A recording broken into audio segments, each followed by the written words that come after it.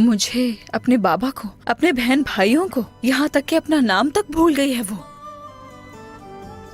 वालिदा, जब अगवा हुई तो बहुत छोटी भी तो थी वो। कौन जाने उस शैतान सोफिया ने क्या किया होगा उसके साथ। एक मासूम बच्ची को अपने वालिदैन से अलग कर दिया, इतनी जालिम है वो। उससे कुछ भी तवक्को की जा सकती है।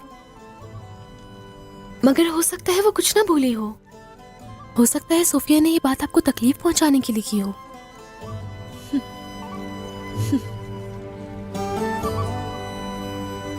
और वैसे भी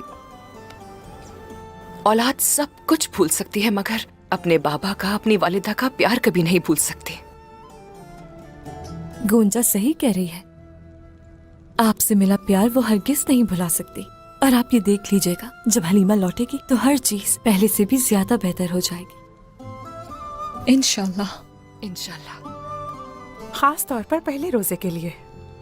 कैसे जिद की थी इसने और कितनी लड़ाई की थी। मैं रोजा रखूंगी, मैं रोजा रखूंगी, है ना? याद है ना बाला खातून? हाँ, ये कैसे भूल सकती हूँ मैं।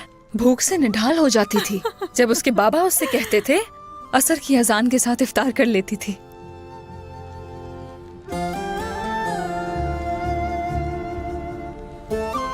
मरियम, तुम्हें अपना पहला रोजा याद है?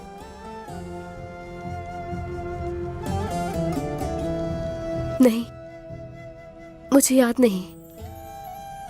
इसका मतलब है जब तुम बहुत ही छोटी थी तब से तुमने रोजे रखना शुरू किए, इसीलिए याद नहीं है ना?